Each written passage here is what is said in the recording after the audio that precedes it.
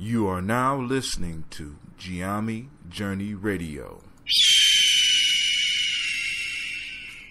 This is a Heart of a Symbol production. Where we strive to blow up your old paradigms.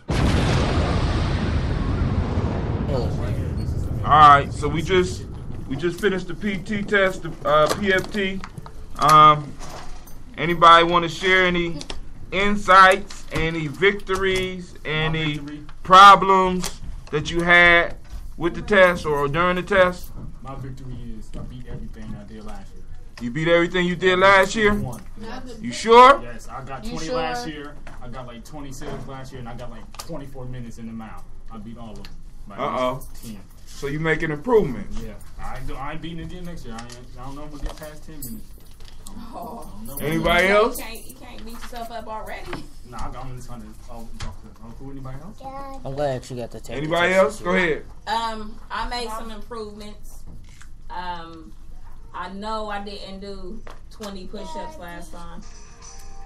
I know what I did this time. I know I didn't do.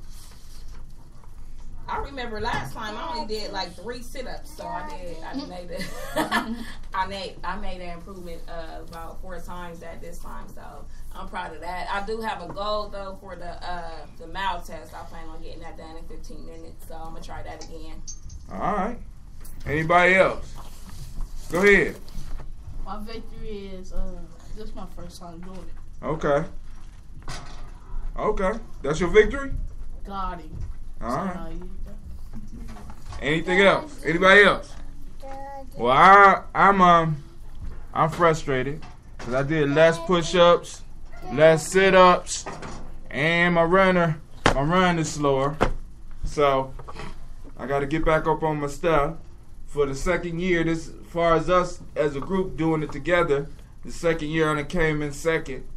You came in first last time? Huh? Who came in first last time? Devin crept up behind me. Oh. He was shadowing me. And then that last little bit, he pulled it out on me. You know? But you got out in front of me and kept it up. You know? So I've been slacking off in my workouts. So we do it once a year so that people know, you know whether you're making improvements or whether you're getting worse. But those of you that's young, hopefully you be inspired to do better, because we don't have to limit this to one time a year. I just decided we should do at least one time a year. Y'all want to do more? You know what I'm saying? That's all up to y'all, because we can schedule what y'all want to do. There is a park that has all of the course. Is it? Yeah, I'm right. thinking that we should do one of our things there, and yeah. So we're gonna get serious about getting fit. I think that would be an excellent idea. One of the best ways to get fit is to play. You know what I'm saying? And I've been looking into some exercise methods, because like running is like a mechanical motion. You running on the streets, but the actual running that we really trying to prepare ourselves for, just straight running ain't gonna get you ready for it. Push-ups don't really get you ready for anything. Sit-ups don't really. I mean, they kind of get you where you want to be, but actually getting out and running in woods and jumping over fallen trees and practicing your balance. That's one of the pieces I really want us to get to, because they got this run called the mutter, or as they call it, the crazy mutter.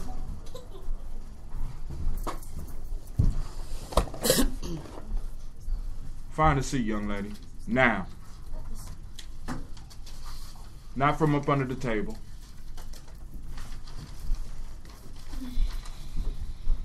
Find a seat. I think they call it the mutter, and it's like they got obstacle courses and you go through mud, and they got like a campsite where you stay overnight and like you party after you do the run. That'd be something hot. You do it as teams. we can do something like that. But I want to make fitness fun, because just staying in one place and doing stuff, it ain't fun. You know what I'm saying? Because, like, for example, y'all see what's going on with the riots, right? Yeah. That stuff take a lot of energy. And if something like that ever jump off here, I want to be able to feel confident that my crew going to be able to get away. You understand what I'm saying? Right. And when you running, more than likely, it ain't going to be a straight run like we running around 4 times. No, you're going to be jumping over stuff, going under stuff, climbing over stuff. And I want to make sure that you're able to do that. And that's the type of fitness where we want to be able to get. Daddy,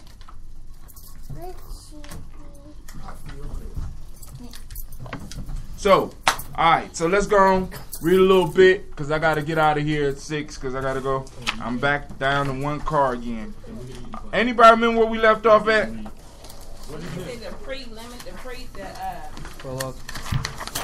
The prefix. Alright, introduction. We on the introduction. The book we read from is Warrior's Handbook for Life Journey. Gianni Method, that's us. So I want to kind of start getting into this so I can find out some of the flaws in the book. Where we left out, like? We on the introduction. I think it's page 12. Or no. I think we finished the introduction. Okay, the warrior. All right, we on the warrior. Anybody want to start reading? I will. Go ahead,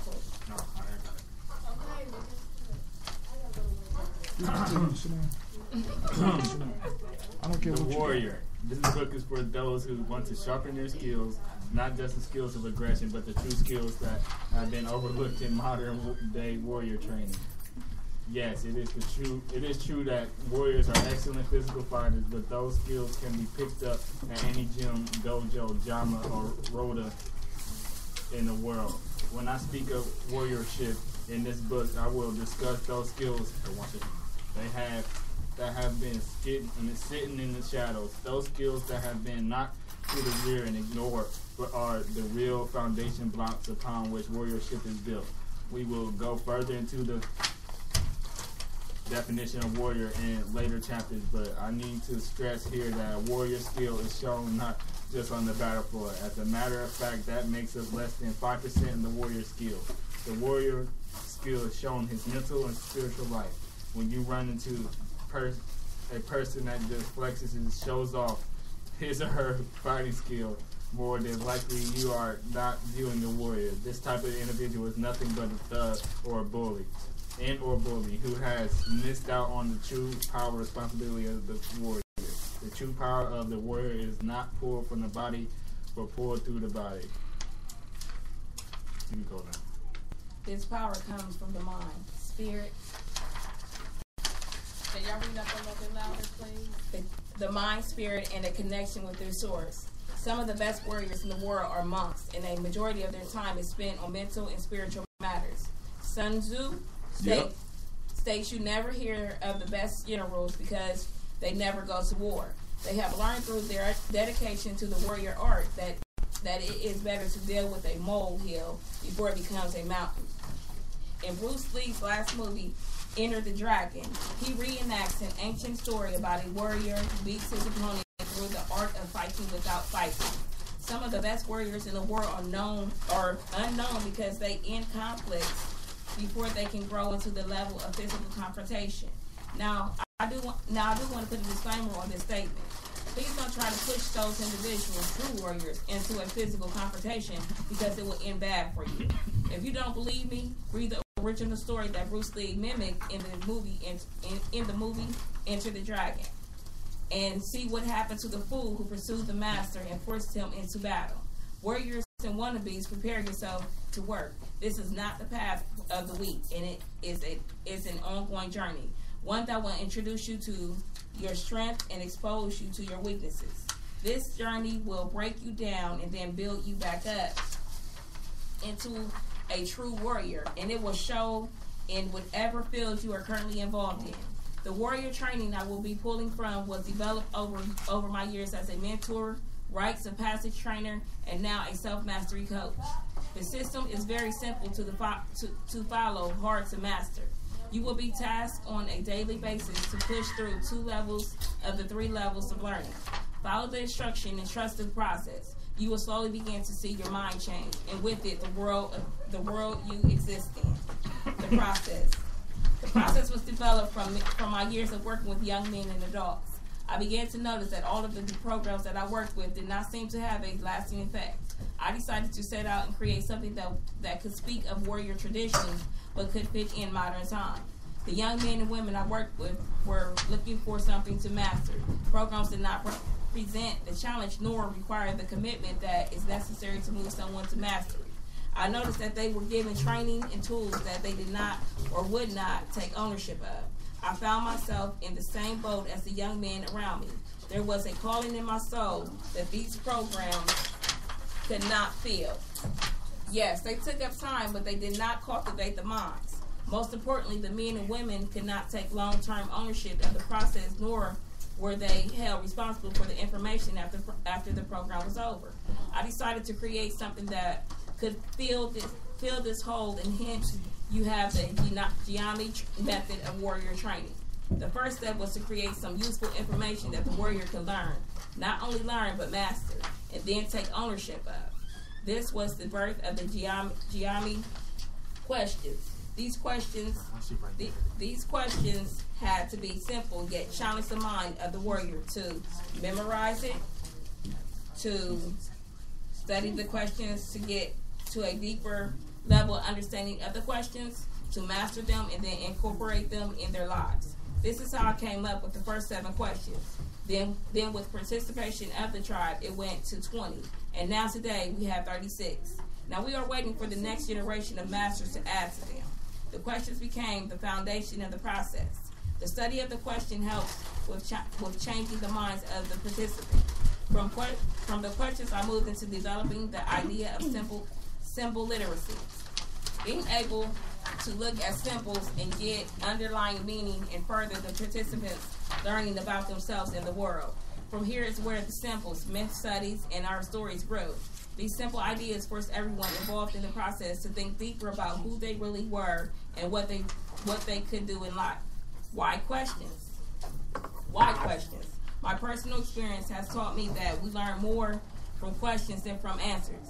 I will go as far as to say that enlightenment comes from the questions we have of life, rather than the answers we are given. The goal of the questions is to get the participant used to answering questions and eventually develop the skills to ask questions. There are not enough questions, at least for me, coming from students. When we ask questions, we admit that we are ignorant of certain things. In admitting this ignorance, we are able to learn new information. This training is designed to bring out the inquisitive quality that has seemed faded away in the modern time. The mind is the #1 weapon of the warrior, and it can only be sharpened by asking questions. Comments, questions, before we start discussing that chapter, because we're going to stop it right there. Comments, questions, concerns. I never heard my stuff read out loud before. That was kind of dope. Nothing? That is true. Like when you're in class, if you don't ask a question and you just lost it, and without asking, you're gonna be sorry when you take a test and you're like, I should have asked the question. So ask the question. I mean, and I agree too that a lot of times when questions aren't asked and then it's later discussed, it's always somebody else who was like, I was thinking that same thing, or I was wondering that same thing. Where if it had been asked, that would have probably helped out a lot of people in that setting, So I'm one that learned early that if I want to know, I ask. And so I was the one my mom wanted to take with me. With her when she was about to make some kind of big decision. Right. Like, because I'm like, well, wait a minute, what about this? What about that? How does this work and how does that work? And it's, I want to encourage our youth to get back to that, because if you think about it, if you think about like a baby, not even a baby, but a young child, it's always why this, it's always why that, because there's so many questions. And when you start answering those questions, or try to start answering those questions, that starts developing their minds. Right. And what I've learned as an adult when I even ask questions, it continues to develop my mind. You know what I'm saying? I'm not in the same state as I was even a year ago, 2 years ago, 5 years ago. You know, so asking questions, it doesn't get old. It doesn't expire or, you know, get outdated. Asking questions is definitely important. So, what according to this, and which I know everybody know the answer, what is the true weapon of a warrior? His mind. Oh, I'm sorry, Clay. And how does the warrior sharpen his weapon? Asking questions. That's right. Go ahead. So who's the more intuitive warrior? Is it the man or is it the child? Who's the most intuitive warrior? Nowadays, it's probably the child, because the child is actually sharpening their weapon. You know what I'm saying? Because a lot of children ask questions, and we start stopping that because they start asking so many questions. You're like, would you stop? Or they get in class and start asking questions. See, because the schools, when we look at the schools, a lot of times they don't even have time to even deal with your questions. You become bothersome in some classes if you ask a lot of questions. Because when you... And they consider you a bad kid. Yeah, they consider you a bad kid. See, because not this type of question. Teacher, get that? Can I go to the bathroom? No, I ain't talking about that type of question. But what happens is when you start questioning things and you start looking at them, it takes you to something else. Have you ever noticed that you can start a conversation about one thing, and by the time you get done with all the questions and answering all the questions and looking at all the questions in the conversation, you have traveled all the way to another subject. You know what I'm saying? So when we ask questions, it expands our world. It expands our views. Now, one of the things that I discovered in my studies is that the greatest warriors in history have been forgotten. We only know about the worst warriors. And these are the individuals who built their reputation on having battles. But the best warriors were the ones that were able to solve problems before it actually took physical conflict. And you'll never hear about them. You never hear about the generals that kept a kingdom at peace for 70, 80 years. You understand what I'm saying?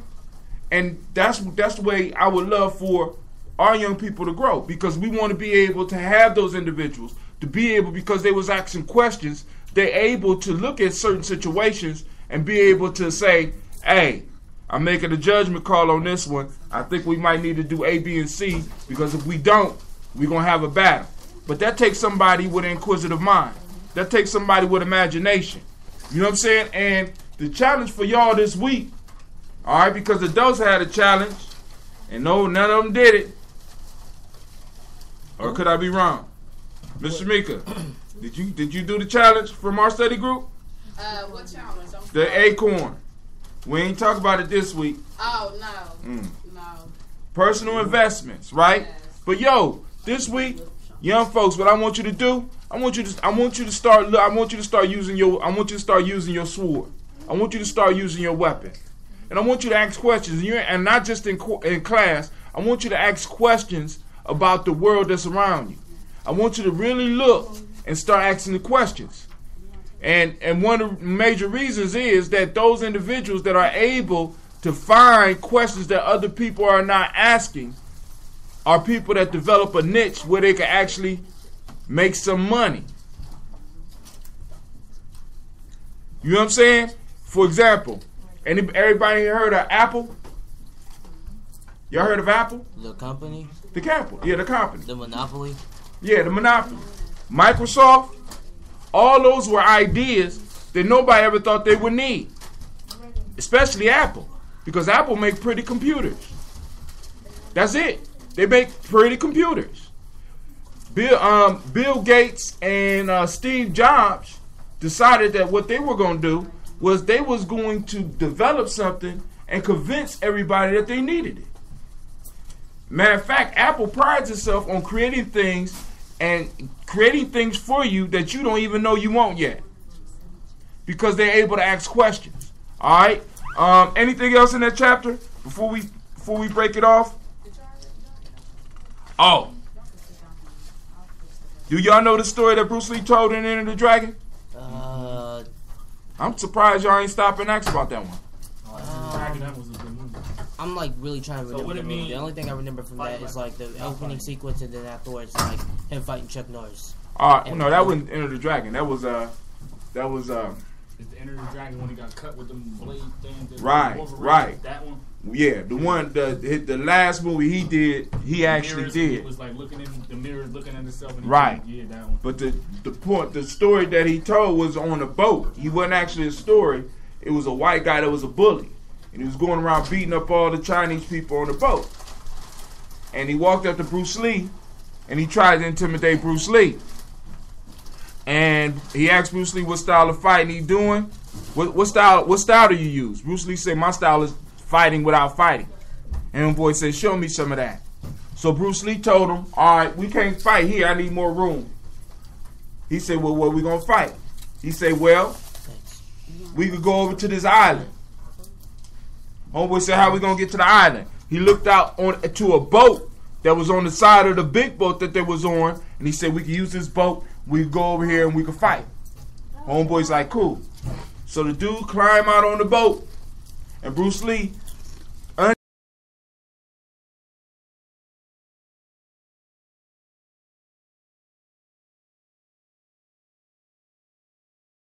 beat him.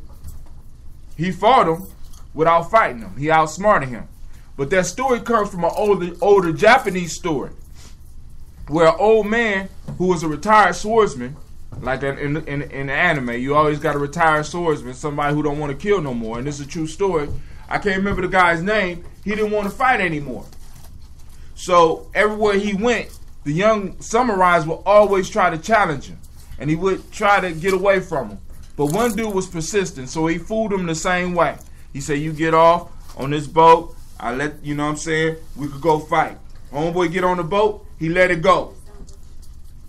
So the big ship lead the little ship. So what the young boy do is, he gets off the small boat, buys a horse, and tracks the ship, and tracks down the old man. He runs up on the old man and says, you disrespect me, and pull this sword. Now this old man was so good at what he did, he killed this dude by using the paddle of a boat. Now that's warriorship, right? He beat an expert swordsman in a sword fight without even drawing his sword. He beat him with the paddle of a boat. Right? But the point is, he used his mind. We got to be able to use our minds to be able to get what we want. Alright, so we done with that. Anything else? Any other questions? No questions about the questions? None? Alright, well, let's see.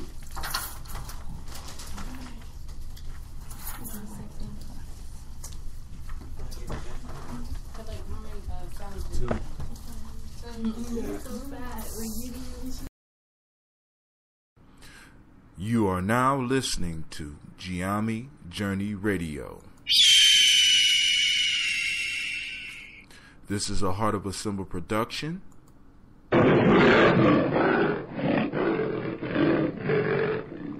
Where we strive to blow up your old paradigms.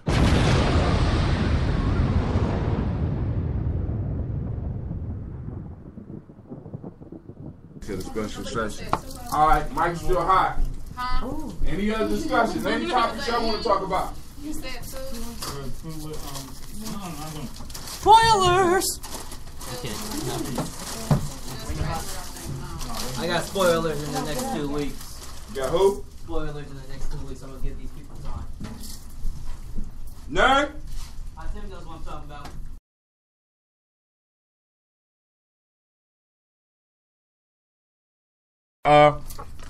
Physical fitness test. And I'm tired.